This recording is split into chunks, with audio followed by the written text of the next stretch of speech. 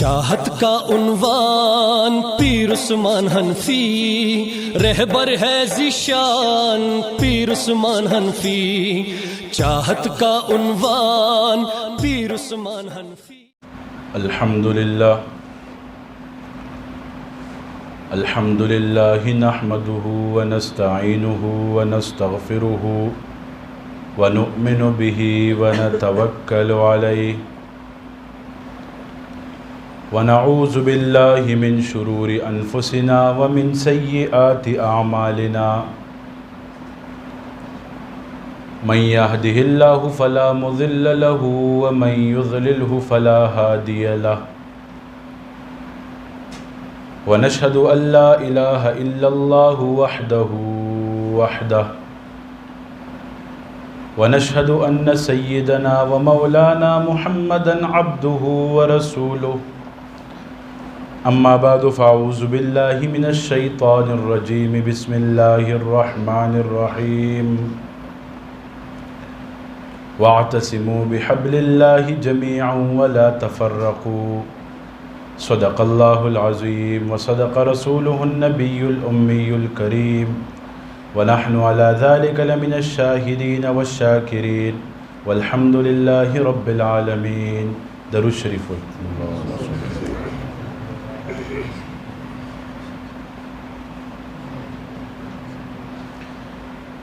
یہ دنیا اہل دنیا کو بسی معلوم ہوتی ہے،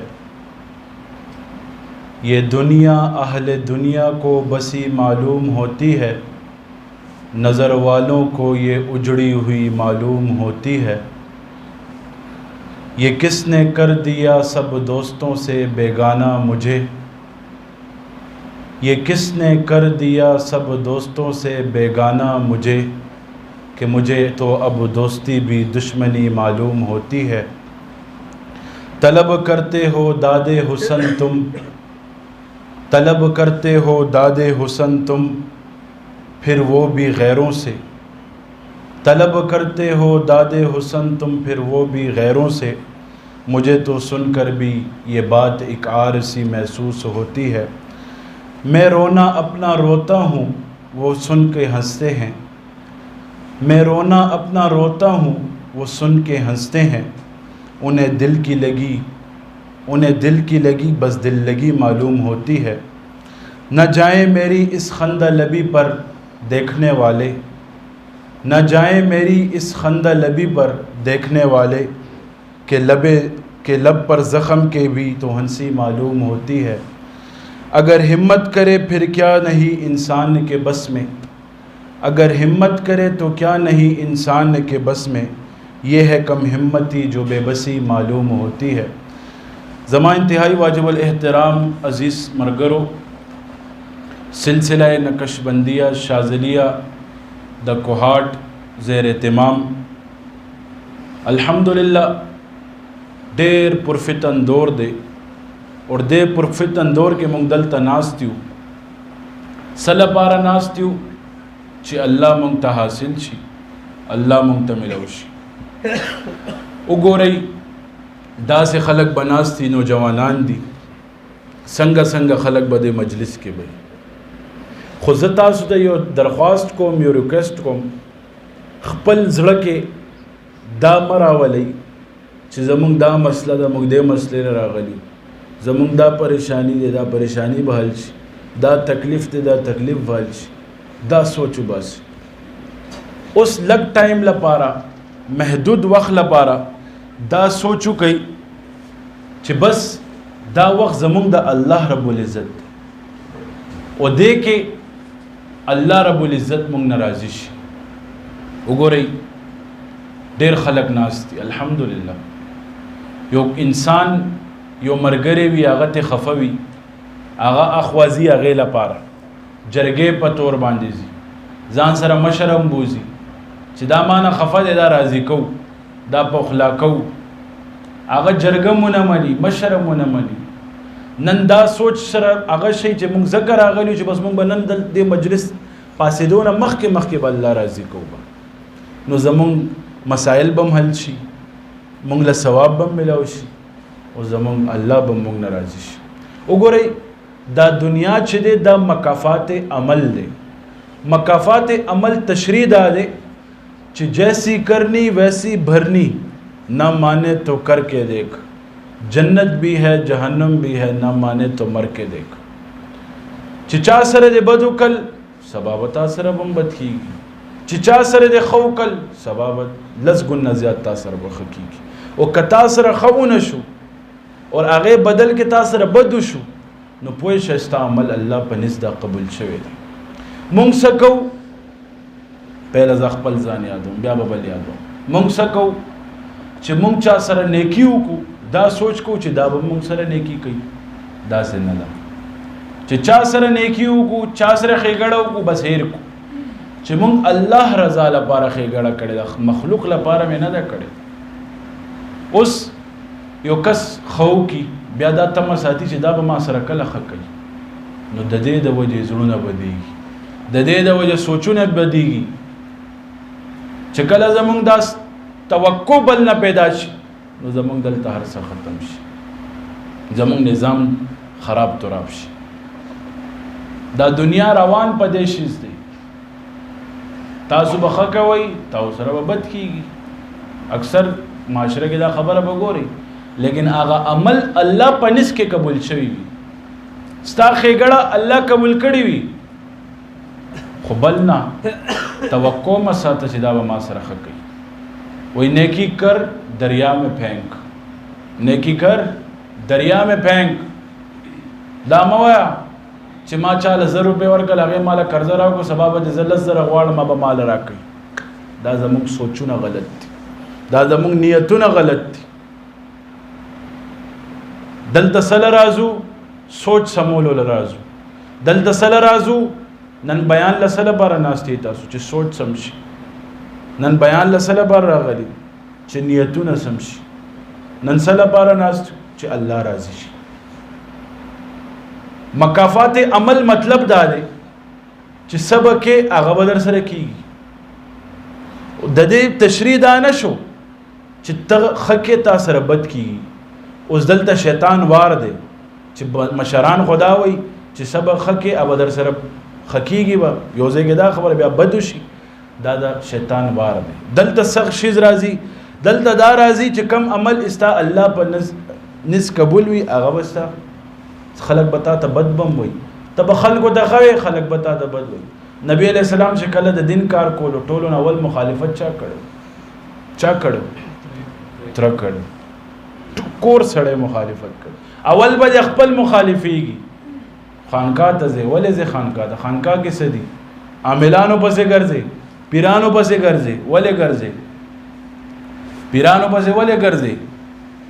خلک به درته دا وایي. تبلیغ والا پسې ولې ګرځې؟ خلک به درته دا وایي. خلکو په خبرو کې به ناراضه وي. الحمدلله مونږ ټول مسلمانان یو. وایي الحمدلله، اوچته اواز سره وایي الحمدلله. مونږ د نبی صلی الله علیه وسلم په امت کې یو. څونه شکر وباسو کم دی. او بیا درېیمه خبره، زه هر مجلس کې اکثر دا خبره کوم چې الله مونږ لپاره مونږ له پاکستان پرنګې ښایسته نعمت مونږ له راکړی دی الحمدلله. او بیا زمونږ لیډر یو لیډر زمونږ امام الانبیاء د ټول جهان لیډر شفیع المذنبین حضرت محمد صلی الله علیه و آله وسلم. بیا زمونږ د ملک پاکستان لیډر قائد اعظم محمد علی جناح رحمت الله علیه. دا زمونږ ملک ته څونم شکر وباسو دا کم دی. اوس دین شعبې دي، دین نکات دي، د اسلام نکات دي. څنګه چې مونږ غرمه مونځ مازدیګر کې نشو کولی، ماښام مونځ ماسخوتن نشو کولی، همدغسې هر شعبه هر ټایم وي. بې وخته هغه شعبه کار نه کوي او نه کولی شي. بې وخته هغه شعبه کار نشي کولی. کله پورې یو سیستم ورته نه برابر شوی، یو فضا ورته نه جوړ شوی. اوس حج ټایم دی، زه عمرې له لاړ شم اور هلته حج وکړم، زما حج نه کېږي. زه عمرې له لاړ شم عمره ونه کړم، هسې خانه کعبه کې طوافونه هم کوم چې عمره احکام پوره نه کړم نو زما عمره نه کېږي. همدغسې شعبه ده، همدغسې مسایل دي، همدغسې نکات دي. زکات ورکولو ټیم دی، زکات به ورکو. ذکر جمعې په ورځ کیږي، زه زیارت په ورځ راشم، ذکر ته کینم، یوازې به وکم، خو اجتماعي ذکر بل نورانیت وي. همدغسې اجتماعي عمل یو بل روحانیت وي، نورانیت وي. الحمدلله نن دلته ټول جمع شوي دي، تاسو ټول راغلي، په دې نسبت راغلي چې موږ نه الله راضي شي، موږ نه الله نبی راضي شي. نو د مجلس کې پاسېدو نه مخکې دا عهد به کوئ زړه کې چې بس نن موږ زړه صدق سچے دل سے نن موږ توبه به وباسو، بیا به ګناه نه کوو، د چا حق تلفي به نه کوو، د چا حق به نه وخو. وګورئ نبی علیہ السلام حدیث مفہوم دے، مانا ہیر دے اس خبر خو یا تمہیں تکلیف دے تم اسے نفع دو. او دریم خبره مانا هیر شو. نو چې مونږ له څوک تکلیف ورکوي پکار دا دی چې مونږ ول نفع ورکو، که نفع نو ور کولې بغلی شو په الله یې پرېږدو. او څوک چې مونږ سره کته تعلقي کوي کوشش وکړو چې هغه سره تعلق جوړ کړو. خاندانونو کې په دې خبرو باندې ورانه شي، زړه بد وي، زړه کې ساتو، زړه کې به یو بل ته نه ساتو. ومن شر حاسد اذا حسد، یو کس له به هم زړه کې نه ساتي. دا زړه چې دی شیشې پرنګې پاک صاف څه بساتي. دا د الله یو ښایسته ځای دی، ښایسته ځای په جسم کې چناو کړی دی چې دې کې مونږ بغض وساتو، حسد وساتو، غصه وساتو، بیا څه پاتې شو. نن سبا سټیټسو باندې دنیا آباده ده، سټیټسو باندې چې فنا کس لوی رتبه والا دی، لوی عہدے والا دی، مونږ یې خوښو. او چې کم لوی رتبه والا نه، کم لوی عہدے والا نه، مونږ نه خوښو. مونږ غربا خپل خوشحالو کې نه راغواړو، مونږ هغه محسوس کوو، آر محسوس کوو چې دا غریب سړی به راشي دا به ماله څه وکړي. چې غم وخت راشي که نه دا ټولو نه اول مخکې مونږ له غریبان ولاړ دي. همدغسې دی یا نه ده؟ زمونږ جنازو کې غریبان ولاړ دي، زمونږ غم ټایم کې مونږ سره غریب مرګري ولاړ. مونږ غریب کسان اګنور کوو، غریب کسان اخوا کوو، په سټیټس باندې چلیږو. چا سره پیسې وي هغه تعالی څه پیسې درکړي، چا سره به صحیح هغه مونږ له څه راکړي. خو مونږ دا شیز نه ګورو، مونږ نه هغه هر څه هیر شو. د نبی علیہ السلام دور هیر شو، زمونږ د اکابرینو دور مونږ نه هیر شو. اوس واده کیږي، معاشرک خبره کوم، نن سبا د دې دور پهله خو مولا له څوک دنیادار خو څوک جنۍ نه ورکوي، څه وایي وایي دا مولا دې خوري به کم ځای نه، همدغسې ده که نه؟ وایي که نه؟ خوري به کم ځای نه، پیر وي وي خوري به کم ځای نه. الحمدلله الله په موږ باندې هغسې خوراک کوي چې په تاسو نشي کولی. الحمدلله قسم په خدای دا د دین برکت دی. زما یو ډېر معزز مشفق مهربان حضرت ما سره ناست و، ډېر لوی نامي ګرامي شخصیت دی، 4 بچي دي. ما ته یې بل ورځ کیسه کولو، یو زوی مې مفتی دی، دویم زوی مې انجینیر دی، دریم بیا مولا دی، 4م ډاکټر دی. وایي مونږ رشتې له لاړو چې رشته کوو، چې څنګه ورسېدو رشتې له، جي ښه زوی څه کوي؟ وایي مولا دی، فارغ التحصیل دی، مدرسه چلی، تنخواه یې څونه ده؟ وایي تنخواه خو دونه ده لکه نه حسابېدو تنخواه ده. وایي ښه دویم زوی څه کوي؟ وایي ډاکټر دی. وایي ښه مونږ ډاکټر له ورکوو، دی له نه ورکوو. چې کور ته رالو ښځې سره ناست دی، اوس خبرې کوي چې دا څه وشو. خو الله نه به نه بدګمانه کېږو، الله نه به نه امیده کېږو، به انشاءالله ښه فیصله به. وایي چې بیا یو ځای کې مجلس کې زمونږ کور والا یو زنانه خوښه شوه، یو جنۍ خوښه شوه، نو هغه خپل رشته دارانو ته وایي چې د جنۍ څوک ته؟ وایي دا د فلاں لوی سړي لور ده. وایي هغې سره هملته مجلس کې خبره کوي چې زه خپل زوی لپاره. وایي صحیح ده، سبا نکاح کوي. نه ډیمانډ وشو، نه دونه تولې وشوې، نه ځمکه وشو. وایي مولا دې مونږ یې ورکو.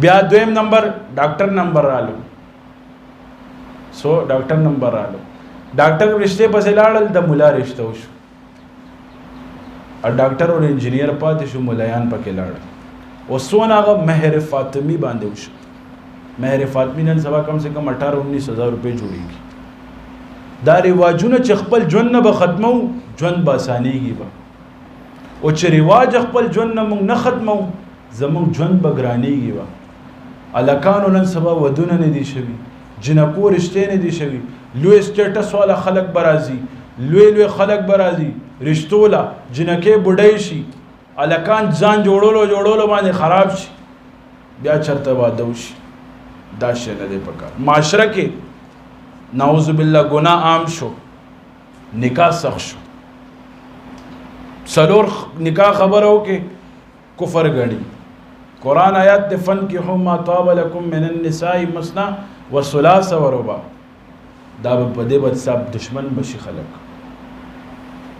چې یو کس کې دونه حیثیت ته چې هغه دویم خزه ساتلی شي دریم ساتلی سره اکول شي دغه څه هرڅ نشته خدا ولی دا زمون کم علمی ده مونږ نیک صحبت نه لريو مونږ علما نه لريو مونږ مشایخ نه لريو پهله وې دا نه کیږي چې هغه سیستم روانيږي بیا نخري شروع کی دا شی نه ټیک نه دي معاشره کې زه تاسو ته درخواست کوم سونم د چا کور کې پیغلې ناسي حضرت ابو ذر غفاری رضی الله تعالی عنہ حدیث ته کنه نبی علیہ السلام ورته وایي چې دینداری بګوره مونږ نن سبا دینداری نه ګورو مونږ څه ګورو پهله دنیا ګورو رشتہ چراشي مونږ دینداری نه ګورو دنیا ګورو بیا څه ګورو حسن ګورو بیا څه ګورو بیا سم نه ګورو شرافت اډو سو ګوري نه زه خدا درخواست کوم سونه ودونه شوی دي هغه په دې شیزونو مات شوی دي لوی سټیټس وی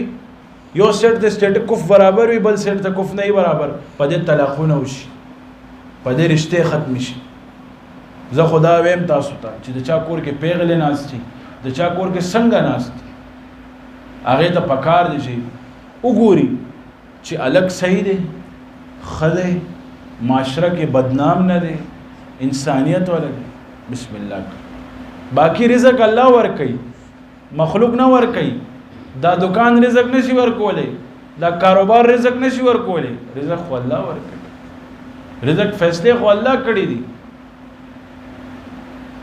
خواجه حبیب رحمت الله علیه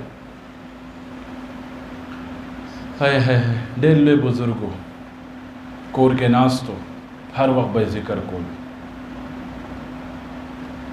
نن سبا مون اکثر خانقاه کې مانه سوال کیږي مونږ ذکر کوو مونږ توسل ملاويږي څوک جناتو پسې راځي څوک موکلاتو پسې راځي یو قسم دې پسې نه راغلی چې ماته الله ملاو شي چې کوم ورځ مونږ له الله ملاو شو دا دنیا به سچ هر آخرت به مراته ملاو شي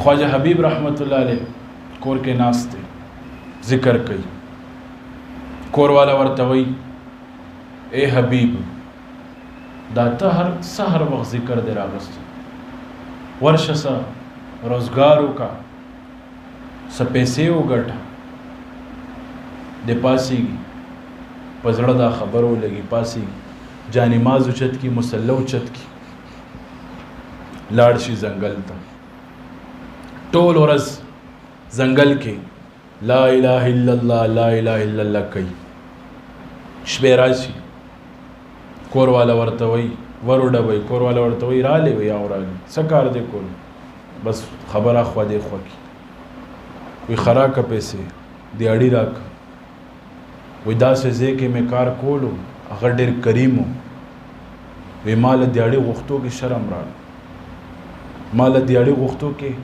شرم محسوس شو کور والا غلی شي دویم ورځ بیا وځي بیا ځنګل ته لاړ شي ټول ورځ الله الله کوي لا اله الا الله الله الله بیا شپې کور ته راشي چې شپې څنګه کور ته راشي بیا کور والا دې سوال کوي حبیب چرته تللی وي وایي دیاړي له تللی وم وایي داسې ځای کې مې دیاړي کولو وایي ما له دیاړي غوښتو کې شرم راغلو هغه ډېر کریم و ما له دیاړي غوښتو کې شرم راغلو کور والا ورته غوسه شي وایي سبا چې ځې اول فرصت کې د 2 ورځو دیاړي والے که دیاړي در نه کو بل ځای کې بکار کې دې سره بکار نه کې اوس دا خبر اوري بیا نورم پزړه ولګي ټول شپه جاړي 3 ورځ بیا سي بیا ټول ورځ قرآن وایي الله الله کوي شپې کور ته راځي لږ کور نه لرې کینی سوچ کوي چې کور والے مې وده شي بیا به کور ته لاړ شي لږ ټایم واړئ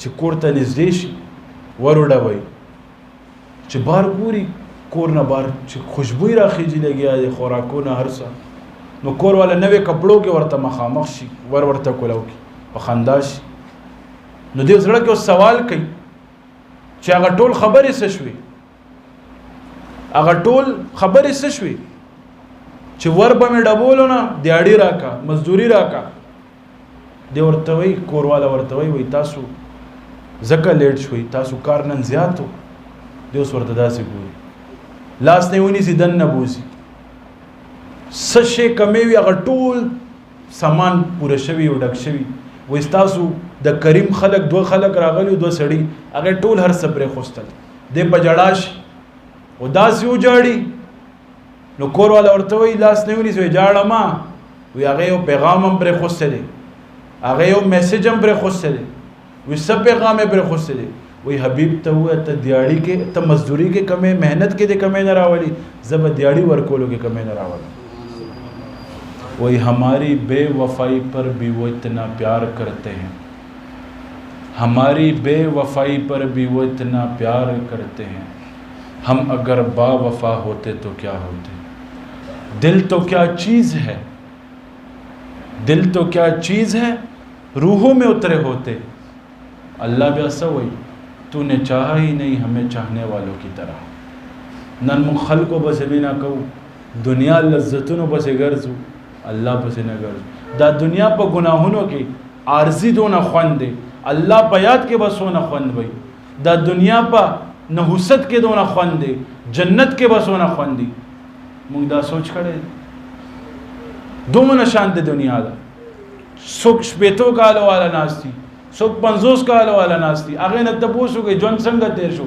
دی بسوي زمون پرون ورځ و چې موږ نه تاسو کې نوجوانانو نه څنګه تیر شو پرون ورځ و ټول دغه یو الفاظ وي سو کم دانه یو دانه وخو پرون ورځ و ما چې چا سره ناسته وي پرون ورځ و وخت کې برکت نشته وخت کمیږي لګیا دی موږ څونه قیامت ته نږدې کیږو لګي خپل تیاری وکړو مرګ ته نږدې کیږو لګي روزانه زمون یو ورځ کمیږي دا غړې چې دی کنه واچ غړې دا ټک ټک نه کوي دا کټ کټ کوي یعنی ستا یو سیکنډ کټ شو یو سیکنډ کټ شو یو سیکنډ دا غزه ژوند به کم شي ژوند به ختم شي ملک الموت به بسر ودري هغه وخت بس کو کله دا سوچم کړي نن زړه کې بغض ساتو یو بل نن زړه کې حسد ساتو یو بل سبب وسکو قیامت پر الله ته سمخ خيو الله ته بس ځان خيو چې مون کم حالت کې راغلیو دلته یو کس لږ نږدې شو یو خلوخ کس لزو نوې کپڑے اچو غړې اچو ځان هغه کو سوټډ بوټډ جوړو چې مستم شي الله ته ودري ګدا سه حالتو کې ودري کو چې حد نشتا مزدور وای بس کپڑے به مغه اسخا وای مستبو دی او چې واده لذي څنګه زی خپل سوچو کوي هغه عام کس وی او دلته مزل چې ودري ګو هغه مالک الملک ته ادا ټول جهان رب دی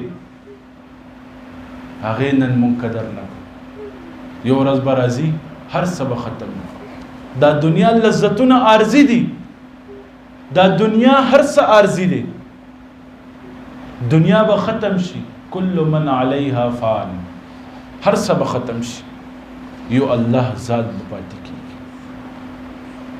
مرګرو سره مینا کو وفا ډېر تذکیره کیږي نن پوئټری شاعری کې وفا وفا عشق مجازی کې وفا سوک احمد فراز فالو کئی سوک مرزا غالب فالو کئی وفا وفا کرو جفا مت کرو وفا کرو یہ کرو وہ مت کرو لیکن حقیقی وفا چه دی اغا انسان سره نشتا یو تبلیغی جماعت تلیو لاہور کے ڈیفنس کی تشکیلو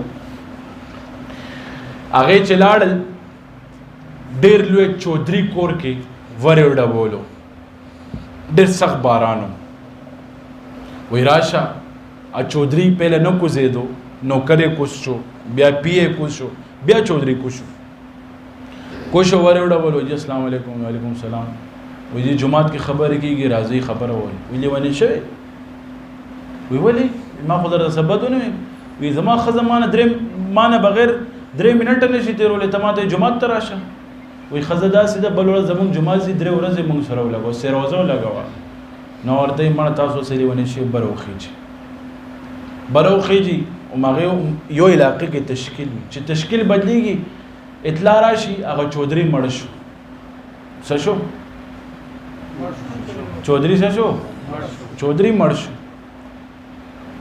اوس عمر ورځ طوفان راندي وي چودھری جنازه 7 بجې وي یا 8 بجې وي نو دونه تیز اندي طوفان شي چې هغه قبر زین ورکې لکه خخینه غبار بر خټه جوړ شي نو ورته یو سبب جنازه او خیر لک صبر وګو نو کور والے سوي وداو با سي زما زامن تیریږي دا دنیا دا د دنیا حقیقت ته مونږ نن عشق کې مبتلا شویو څوک مرګري سره عشق کې مبتلا شوی وخت نه تیریږي زما تا نه بغیر وی جنکه ته وی وخت نه تیریږي زما تا نه بغیر دا دروغ خبرې دي څوک هم یو بل نه بغیر نه مړ کیږي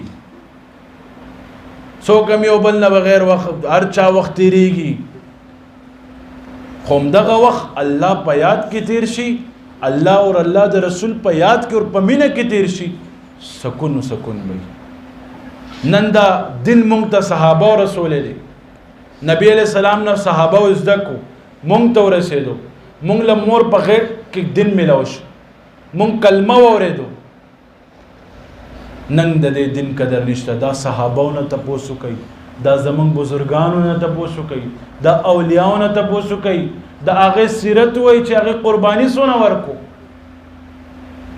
یو کلمه رسول الله څوک خپل محبوب پر خوستې شي څوک خپل محبوب پر خوستې او څوک خپل محبوب پر خوستې شي څوک چا سره مینه کوي هغه پر خوستې شي لیکن نبی علیہ السلام د صحابه او محبوبو صحابه او نبی علیہ السلام سره عشق کولو پرې خوسته نبی علیہ السلام ورته حکم وکړو دا دین ټول دنیا کې خور کوي نن دا ټول دین مونږ له ورسېدو هغه مونږ لپاره خپل محبوب پرې خوستو چې دا دین مونږ ته ورسي دا دین مونږ ته ورسېدو د دې قدر نشته د دې اهمیت نشته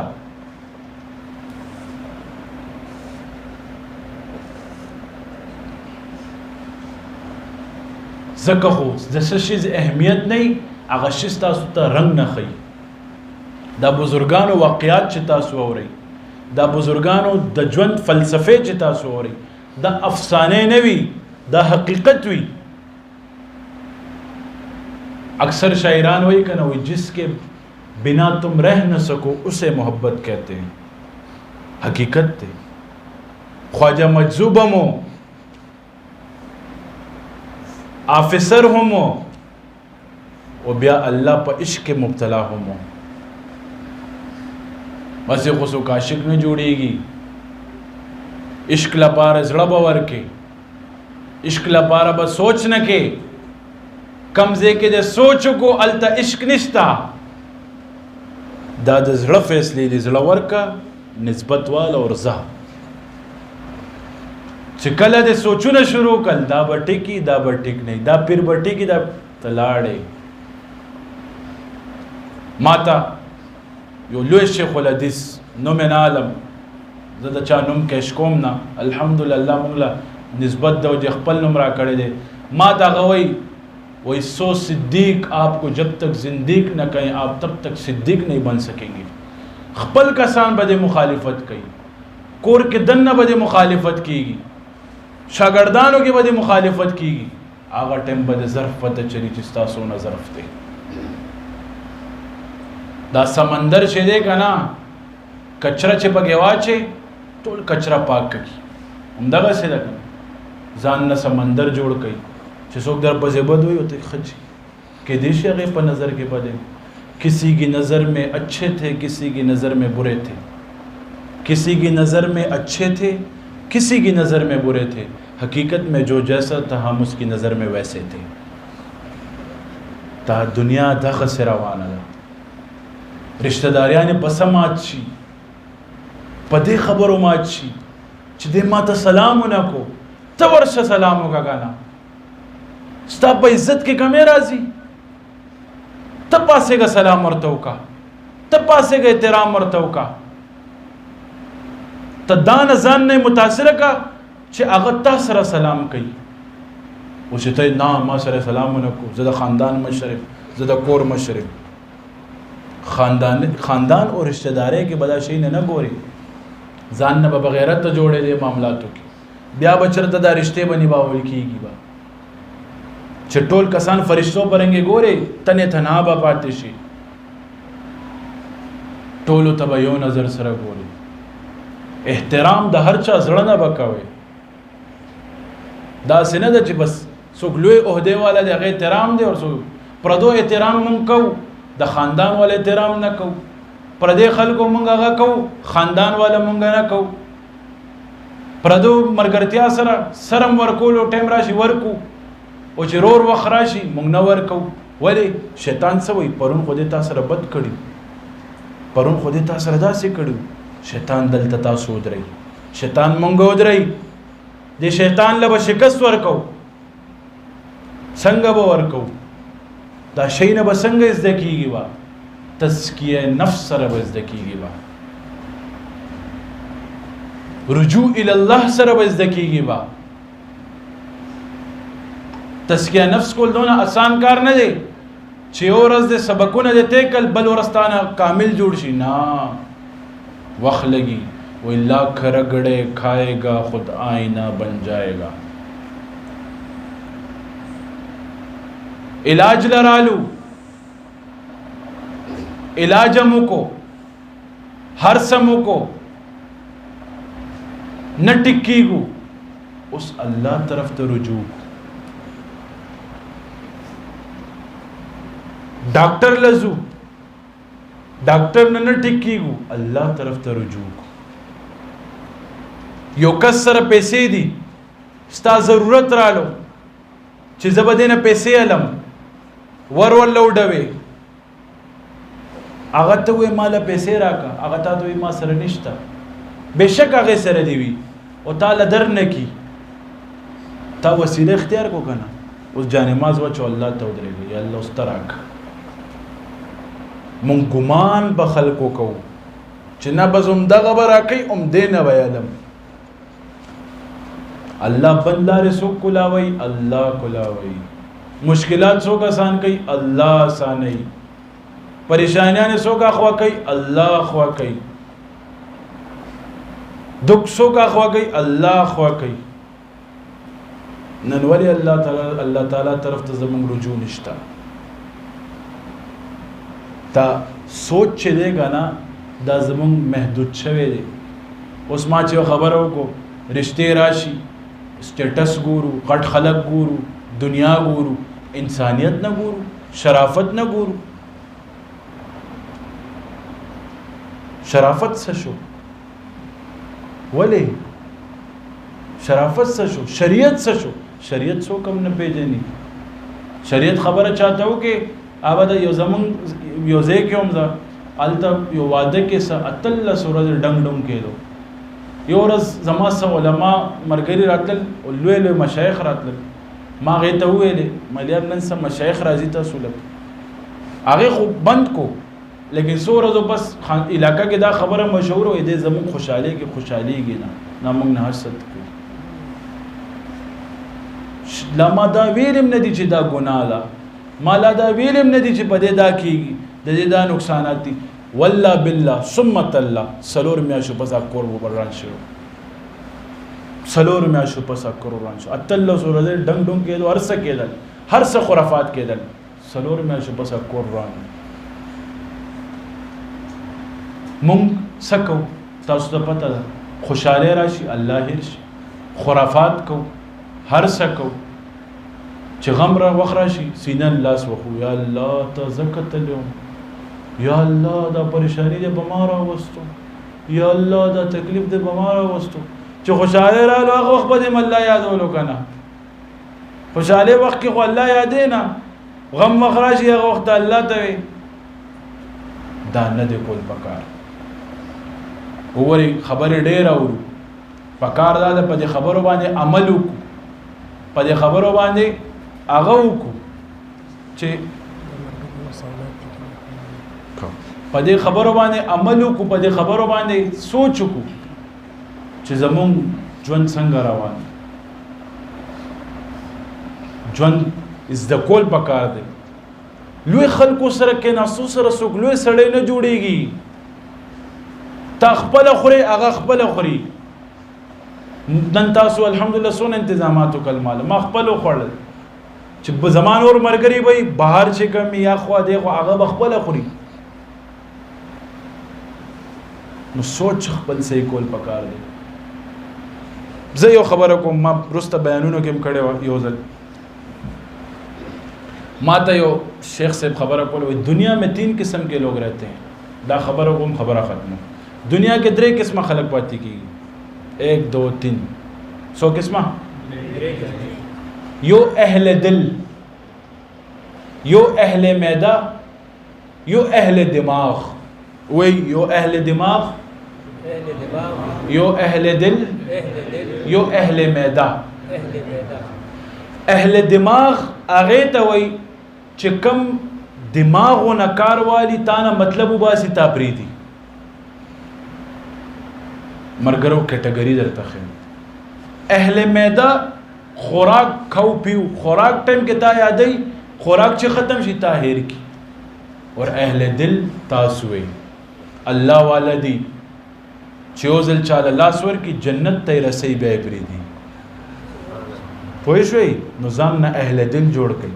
دا 2 کیسې ځان نه وباسئ. حضرت ایک ساتھی کا سوال ہے کہ میں ذکر بھی کرتا ہوں، کارڈ بھی کرتا ہوں، پھر بھی میں بہت زیادہ قرض دار ہوتا جا رہا ہوں، مجھے اس کے لیے کوئی عمل بتا دیں. اصل کې خبر داسې ده چې مونږ خو کارټ هم که ورسکو خو بس مسلم واچو ورسره صلات حاجت منظم شروع کو، نو انشاءاللہ زمونږ ټول مسائل به حل شي چې رو دنیاوي معاملات سیټ کیږي. انشاءاللہ روحانی مسائل چې ختم شوي به دا قرض هم ختم شي.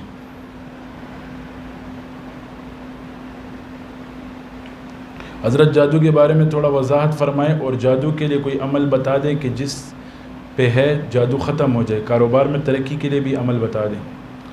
سورہ یونس 81-82 آیات فلما القوا قال موسیٰ دا آیات دا 82 ذل روزانہ وئی ولا یفلح الساحر حیث اتا دا آیات 21 ذل وئی انشاءاللہ اللہ بخیر کی.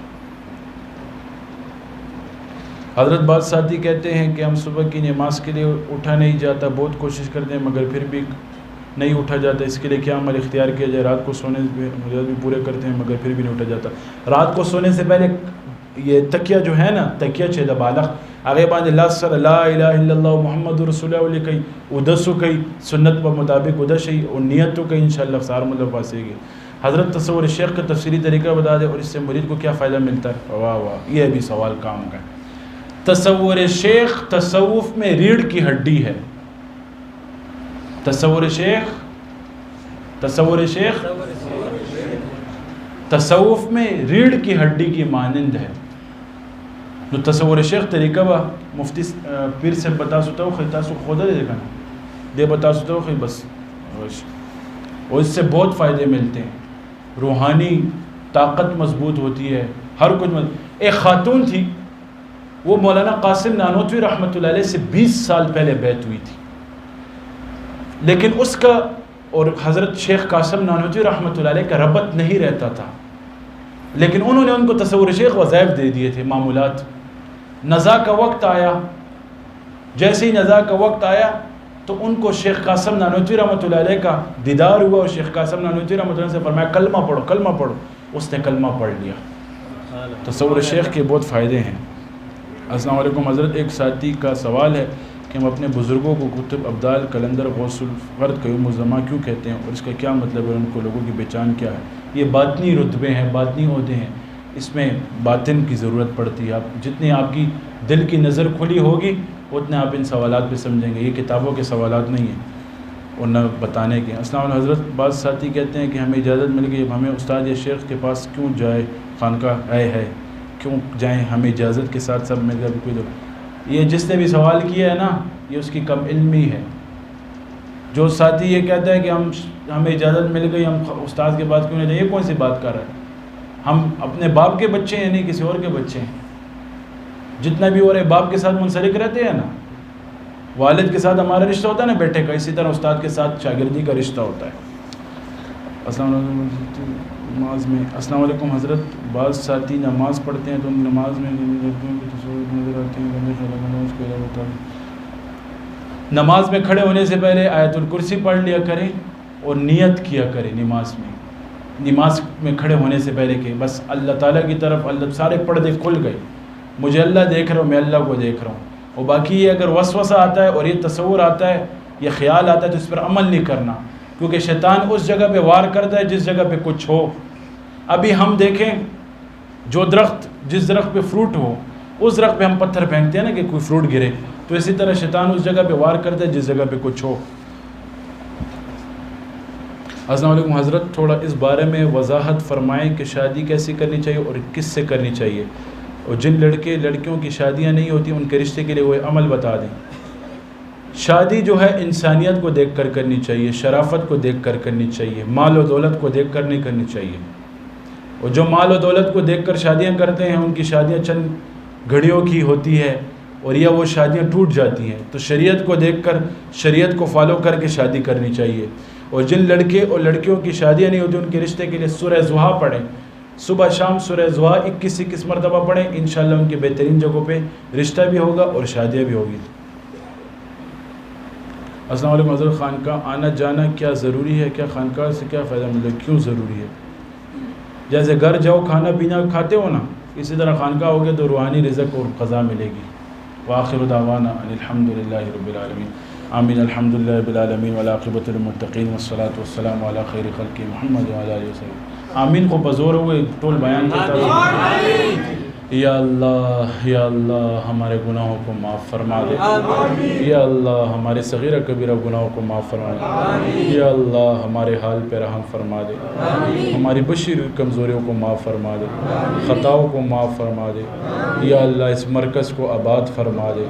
یا اللہ اس مرکز کا فیض تمام کوہاڑ، تمام خیبر پختونخوا، تمام پاکستان، تمام دنیا پہ جاری فرما دے. یا اللہ اس مرکز کے لیے وسیع جگہ کا انتظام فرما دے. یا اللہ جن بچیوں کی شادیاں نہیں ہوئی، جن بچوں کی شادیاں نہیں، ان کو بہترین رشتے نصیب فرما دے، بہترین جوڑ نصیب فرما دے. یا اللہ حاضرین مجلس میں جن کی جو شرعی خواہشات ہیں، حاجات ہیں، پوری فرما دے. یا اللہ جو خواہشات ہیں، حاجات ہیں، پوری فرما دے. یا اللہ جو قرض دار ہیں ان کے قرضوں کو ختم فرما دے. یا اللہ جو بے گھر ہیں ان کے گھروں کو، یا اللہ ان کو گھر نصیب فرما دے. یا اللہ جن کی اولاد نہیں ان کو نارینہ اولاد نصیب فرما دے. یا اللہ دینی مدارس کی حفاظت فرما دے، خانقاہوں کی حفاظت فرما دے، دینی مراکز کی حفاظت فرما دے، تبلیغی جماعت کی حفاظت فرما دے. یا اللہ دین کی جتنے شعبے ہیں سب کی حفاظت فرما دے. یا اللہ جو لاعلاج بیمار ہیں ان کو یا اللہ صحت کاملہ عاجلہ نصیب فرما دے. یا اللہ ہمارے والدین کو صحت کاملہ عاجلہ نصیب فرما دے. یا اللہ پیر انعام صاحب کو بہترین رشتہ نصیب فرما دے، بہترین جوڑ نصیب فرما دے. یا اللہ ہمیں بہترین رشتہ نصیب فرما دے، بہترین جوڑ نصیب فرما دے. ہماری خانقاہ کے لیے وسیع جگہ کا انتظام فرما دے، بڑے گھروں کا انتظام فرما دے. یا اللہ دنیا والوں کا کبھی محتاج نہ کرنا. یا اللہ اپنا محتاج کرنا.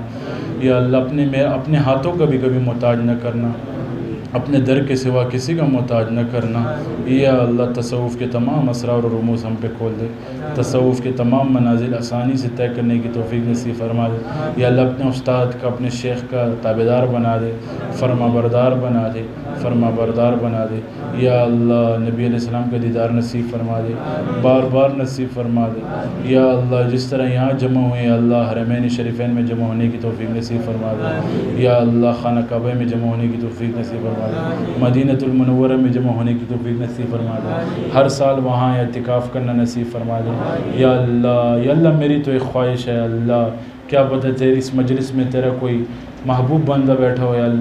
یا اللہ میری ایک خواہش ہے کہ میں جب نبی علیہ السلام کو جاہلیوں کے سامنے سلام پیش کر رہا ہوں مجھے موت آ جائے، یا اللہ مجھے ایسی موت نصیب کرنا، یا اللہ جب ہمیں موت آئے تو نبی صلی اللہ علیہ وسلم کا دیدار ہو جائے، کلمہ نصیب ہو جائے، یا اللہ کلمہ نصیب ہو جائے، یا اللہ جتنے گناہ کیے ہیں آج ان کا اعتراف کرتے ہیں، آئندہ نہیں کریں گے یا اللہ ہمیں پاک صاف کر دے، ہمارے دلوں کو پاک صاف کر دے، یا اللہ جن کے گھر آباد ہو چکے ان کو سکون خوشیاں نصیب فرما دے، یا اللہ ٹینشن سے بچا دے، یا اللہ ڈپریشن کی بیماریوں سے بچا دے، یا اللہ غموں سے بچا دے، یا اللہ جو سلسلے کی خدمت کرتے ہیں اللہ ان سب کو یا اللہ قبول فرما دے، یا اللہ قبول فرما دے، یا اللہ قبول فرما دے، وصلی اللہ تعالیٰ علی خیر خلق محمد وعلی آلہ